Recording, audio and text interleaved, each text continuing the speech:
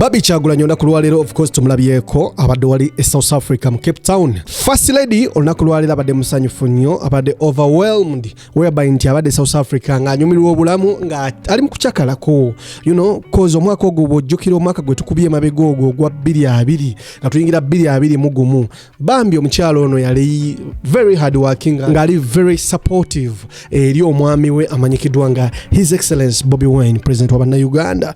And right about now wetwogerera nti kati stress egenze ekenderako, stress y'akalulu n'ebyo byonna bazze bayitamu emabega kaabo, asazeewo ate agende naye anyumirwemukko ku bulamu bambi havingemu ku fani ate abenga atambuza obulamu obanga asanyusa ku bulamu. So n'olw'ensonga eyo ali South Africa wetwogerera essaawa eno nga bambi mukazi wattu mukyala president first lady yabadde anyumirwa ekintu walinga obulamu abunyumirwa ddala mu bbanga oba naye yabadde ku parachute.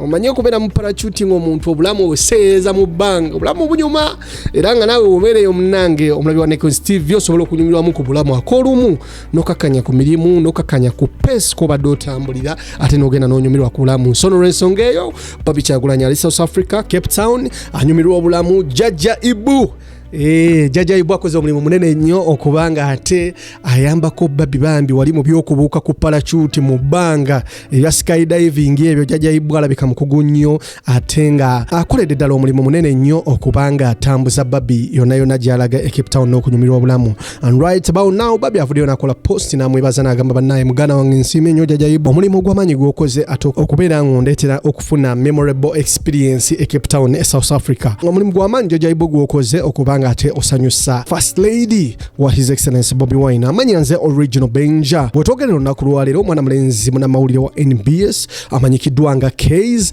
ate olunaku lwaleero bambi ye alabika nti asuze mu nkomyo. Omukulu ono abahandolinga social media platforms ze bavuddeyo ne bapostinga ne bagamba nti olunaku lwaleero bambi Kayz asuze kitalya. Babadde mu kkooti ya Buganda Road e Kampala ku misango egibavunaanwa omuyimbi amanyikiddwa nga Mulangira Suna oba OS. Mulangira Suna mabega kawo twamulambo tambi musajja wattu ng'akaaba amazigo olw'okuba nti bannamawulire bano abasatu omuli Kayz ne mubeera mwana mulenzi Brian waako ne wabeerawo ne mwana mulenzi amanyikiddwa nga Mako bamwogerako nga bakola story ku TV of which Yesu nakyagamba nti abakulu bano bambi bamuyisiza ddala bubi nnyo kuba nti ye kyamukosa n'okuba nti famire ye n'abaana babakuze nga balaba nti taata waabwe avuulwa ku TV. Emboozi ebadde ejja egenda mu maaso ng'eranda era olunaku lwaleero babadde mu kkooti. Kayz yayitibwa mu kkooti Mako ne Brian waako nga balina okugenda ate obutamenya mateeka nga balina okuripotinga mu kkooti bamanye emisango egyo gibavunaana babe nga bagiwulira. Era olwatuuse mu kkooti olunaku lwaleero abakulu abo bambi omulamuzi n'abasindika ekitalya ku alimanda. Bwekityo kale n'olw'ensonga eyo Kayz abahandolinga social media platforms ze bavuddeyo ne bakola post eraga nti Kayz asuze mu nkomyo ekitalya. Nze nga munnamawulire tekinsanyusiza kuba nti munnamawulire munnange ate ye asindikiddwa mu nkomyo. Situation eno egenda mu maaso tetugiwagira whereby nti munnamawulire yeetaaga omuyimbi n'omuyimbi yeetaaga munnamawulire. Kati abayimbi munagenda mu maaso nga musiba bannamawulire bonna ababoogerako. Nze ndowooza tekijja kukola mulamu oba tekikola mulamu mu ngeri emu oba endala. Bw'oba owulira ng'oli offended in one way or the other osobola okusuubinga company.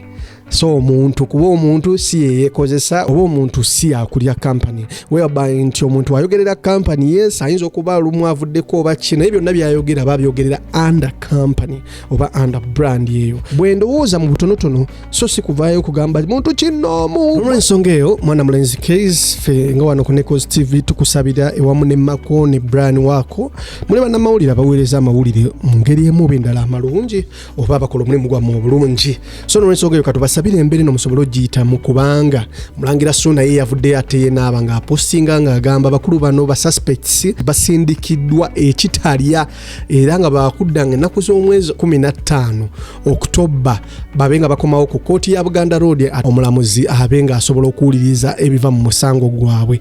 N'olw'ensonga eyo waliwo hashtag egenda maaso kati right now eri mu kutrendinga #free Kayz #free Mako #free Brian waako ge mawulire agaliko right now agatambula. Mulangira Suna yasuubiza okusuuwinga abantu bano n'abasuuwinga and right about now abatutte ekitalya obasiba. Kale bye bigenda mu maaso mu ggwanga. Kayz yasibiddwa, Barbie Kyagulanyi ye mubalazeekaawo mumulabye nga anyumirwa obulamu e South Africa.